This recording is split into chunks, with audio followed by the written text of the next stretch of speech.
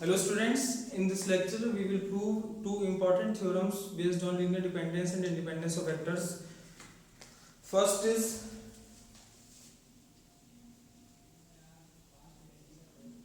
any subset of a linearly independent set, any subset of a linearly independent set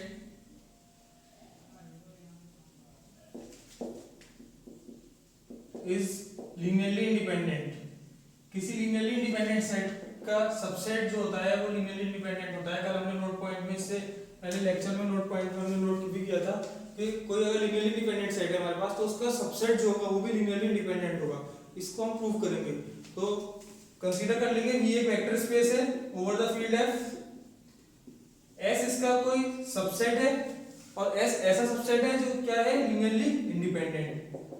S का भी एक subset है S dash, एक दूसरा सबसेट ले लिया इसका हमने S डैश. हमें शो ये करना है कि S डैश कैसा होगा लीनियरली इंडिपेंडेंट. अगर S लीनियरली इंडिपेंडेंट है it means S dash is also linearly independent. ये हमें शो करना है. ठीक है, तो S डैश में हम क्या करेंगे, कंसीडर कर लेंगे S डैश में जो वेक्टर्स हैं alpha 1 alpha 2 alpha n vectors हैं. ठीक, S डैश को लीनियरली इंडिपेंडेंट शो करना है. इट मींस हमें शो ये करना होगा कि एक लीनियर कॉम्बिनेशन फॉर्म करें अगर हम a1 alpha 1 a2 alpha 2 S dash के वेक्टर्स का लीनियर कॉम्बिनेशन फॉर्म करें और उसे 0 से इक्वेट करें तो ये इंप्लाई करे कि a1 equals to a2 equals to up to an equals to 0. सारे स्केलर्स की वैल्यू 0 होनी चाहिए. ठीक है, ये हमें शो करना है. ठीक, यहाँ पे S डैश सबसेट गिवन है किसका, S का, और S कैसा है लीनियरली इंडिपेंडेंट हमें गिवन है. तो उसके लिए पहले कंसीडर कर लेंगे, वेक्टर स्पेस ले लेंगे, सबसेट ले लेंगे और उसका भी एक सबसेट ले लेंगे. ठीक है, लेट कर लेंगे VF भी वेक्टर स्पेस, VF भी vector space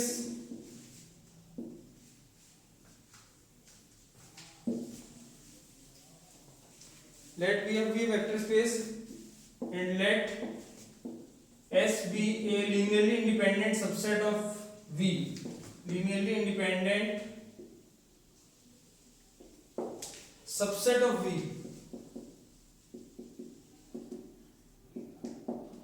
Let S dash equals to alpha 1 alpha 2 alpha n be a subset of S. be a subset of S. हमने मान लिया कि S dash जो है अल्फा 1 अल्फा 2 अल्फा n वो subset है किसका, S का. We will show that B, इसे कंसीडर कर लेंगे arbitrary subset, be an arbitrary subset of S.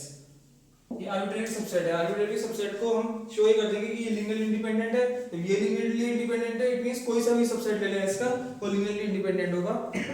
It means any subset of a linearly independent set is linearly independent. तो इसे linearly independent show करना है. We have to show that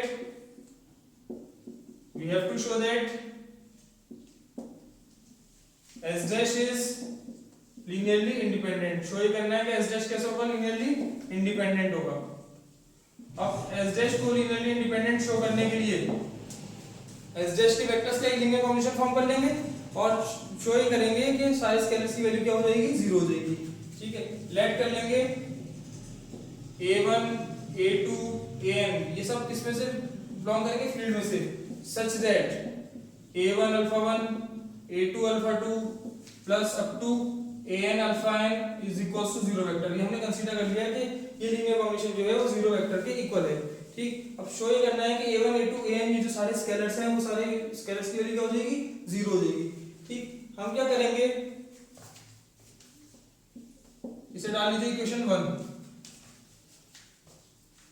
late कर लेंगे S equals to, S में जो vectors होंगे, अब ऐसा कर लेते हैं, चलिए,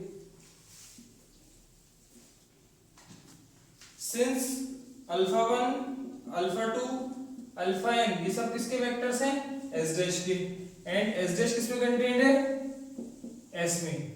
ये सब वेक्टर्स किसके हैं, S डैश के हैं और S डैश खुद किसमें कंटेन्ड है, S में.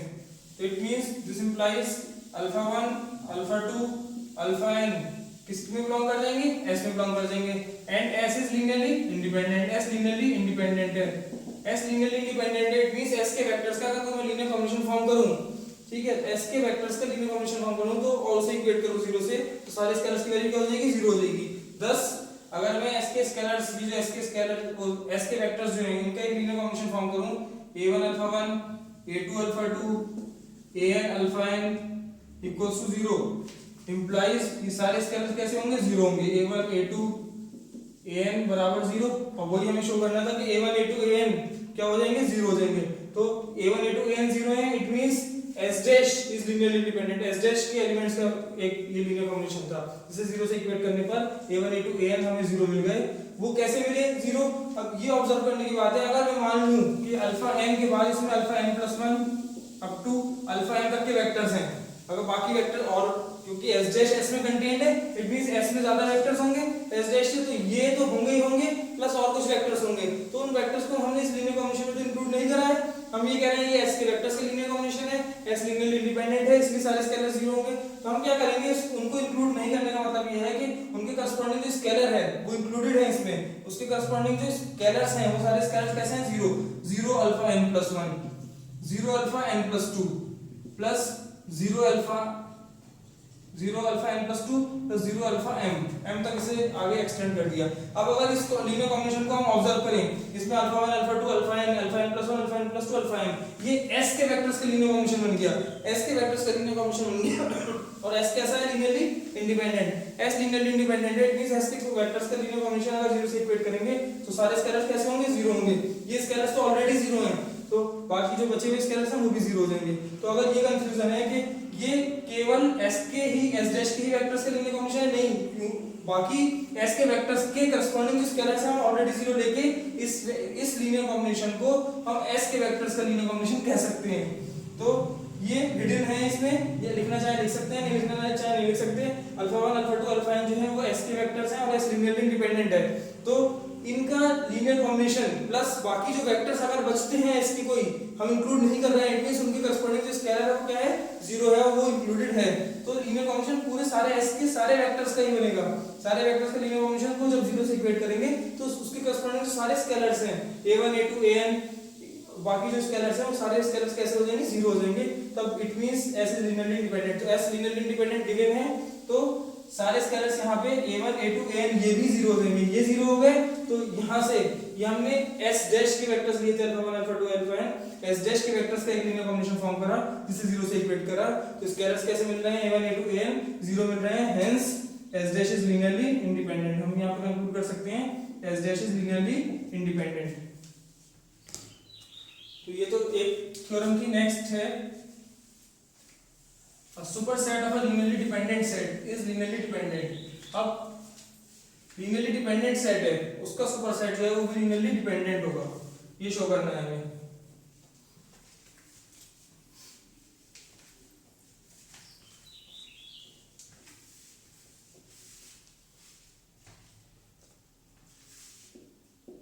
a superset of a linearly dependent set is linearly dependent।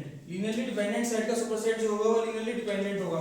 इसे प्रूव करने के लिए फिर एक वेक्टर स्पेस कंसीडर कर लेंगे, एक सेट ले लेंगे S इसका और मान लेंगे कि वो कैसा है, वो सेट जो है linearly dependent है, उसका सुपरसेट लेंगे, एक दूसरा सुपरसेट लेंगे, वो S डैश ले लेंगे। अब उल्टा करेंगे, इसे S डैश ले लेंगे और इसे मान के चलेंगे कि S linearly dependent है, शो ही करेंगे कि S डैश भी linearly dependent होगा। तो लेट कर लेंगे, let be a vector space, let B be a vector space and let S equals to alpha 1 alpha 2 alpha m ले लीजिए, be a linearly dependent set of V। let S dash equals to alpha 1 alpha 2 alpha m plus 1 alpha m plus 2 up to alpha n be a superset of V, be a superset of be a superset of S। ये S का एक superset ले लिया हमने, इसमें S में तो ये वेक्टर्स थे, S का सुपरसेट ले लिया इन वेक्टर्स का कलेक्शन। ठीक, शो ये करना है कि ये सेट S डैश जो है वो लीनियरली कैसा होगा, डिपेंडेंट होगा। तो ये लीनियरली डिपेंडेंट शो करने के लिए S लीनियरली डिपेंडेंट है, उसकी डेफिनेशन यूज कर लेंगे। Since S is linearly dependent S linearly dependent है, therefore there exist scalars, scalars exist करेंगे, there exist scalars a1 a2 am belongs to f such that a1 belongs to f not all zero, जो सारे zero नहीं होंगे, linear dependence की definition से सारे zero नहीं होंगे, such that linear combination zero होगा लेकिन सारे वेक्टर्स जो है, सारे स्केलर्स जो है जीरो नहीं होंगे, a1 alpha 1 a2 alpha 2 up to am alpha m equals to zero vector, ठीक है। s लीनियरली डिपेंडेंट है तो स्केलर्स एक्सेस करेंगे a1 a2 am जो f में होंगे, जो नॉट ऑल जीरो, जो सारे जीरो नहीं होंगे, such that a1 alpha 1 a2 alpha 2 plus am alpha m equals to zero vector, ठीक है। इसमें जो वेक्टर्स इंक्लूड हो रहे हैं, हमने ये ऑब्जर्व करा कि अल्फा 1 अल्फा 2 अल्फा m किसके वेक्टर्स हैं, s के हैं। ये s के हैं तो s डैश के भी होंगे, s डैश के भी वेक्टर्स हैं क्योंकि s डैश इसका सुपरसेट है, s डैश के भी वेक्टर्स हैं, लेकिन s डैश में ये vectors m+1 m+2 alpha m तक के वेक्टर्स और इंक्लूड कर दिए गए हैं। तो इस लीनियर कॉम्बिनेशन को मैं ऐसे लिख सकता हूं, a1 alpha 1 a2 alpha 2 am alpha m plus am+1 alpha m+1 plus up to an alpha n equals to zero vector. तो इस लीनियर कॉम्बिनेशन को मैंने am+1 अल्फा m+1 से लेकर an अल्फा n तक और एक्सटेंड कर दिया, ठीक है। इसमें एक्सटेंड करने के लिए, क्योंकि अगर मैं am+1 इंक्लूड करूंगा तो उसके करस्पॉन्डिंग उसे डिफाइन नहीं कर पाएंगे, इस स्टेप पे आना है। तो स्केलर्स जो मैंने कंसीडर कर लिए, इनके करस्पॉन्डिंग आगे जो स्केलर्स आ रहे हैं कैसे आ रहे हैं, जीरो आ रहे हैं, जीरो आ रहे हैं मतलब ये जीरो वेक्टर बन जाएगा, जीरो वेक्टर बन जाएंगे सारे, और ये यहाँ पे इसलिए ये वैनिश हो गए हैं, इसमें नहीं दिख रहे हैं हमारे पास ये वेक्टर्स, ठीक है। तो इस लीनियर कॉम्बिनेशन को अगर एक्सटेंड करना है दूसरे इससे बड़े सेट के लिए, तो बाकी उनके करस्पॉन्डिंग जो बचे हुए वेक्टर्स हैं उनके करस्पॉन्डिंग स्केलर जीरो ले लेंगे। तो इसको मैंने एक्सटेंड कर दिया s डैश के वेक्टर्स के लीनियर कॉम्बिनेशन फॉर्म में। ये s डैश के वेक्टर्स का एक लीनियर कॉम्बिनेशन है जिसे जीरो से इक्वेट कर दिया गया है, और जिसमें सारे स्केलर्स जो हैं वो सारे जीरो नहीं है। ये स्केलर्स तो जीरो हैं लेकिन इनमें सारे स्केलर्स जीरो नहीं है, which is a linear combination of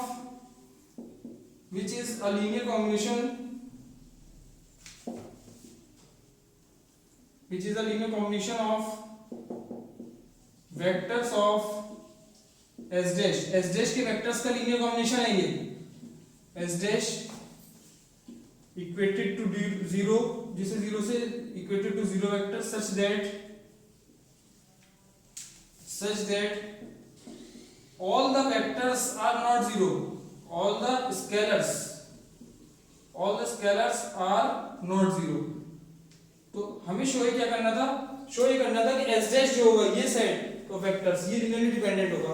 अब लीनियर डिपेंडेंस की डेफिनेशन के अकॉर्डिंग ये लीनियरली डिपेंडेंट तब होगा जब इसके वेक्टर्स का लीनियर कॉम्बिनेशन फॉर्म करें, उसे इक्वेट करें जीरो से, तो सारे स्केलर जीरो ना हो, ठीक है। तो इसके वेक्टर्स का लीनियर कॉम्बिनेशन बन गया हमारे पास ये, इसे जीरो से इक्वेट करा और सारे स्केलर्स जो हैं वो जीरो नहीं है। It means hence s dash is linearly dependent, s dash is linearly dependent, s dash linearly dependent है, s dash जो था वो s का सुपरसेट था। It means any superset of a linearly dependent set, linearly dependent set है उसका superset जो होगा वो हमेशा कैसा होगा, linearly dependent होगा। Thank you.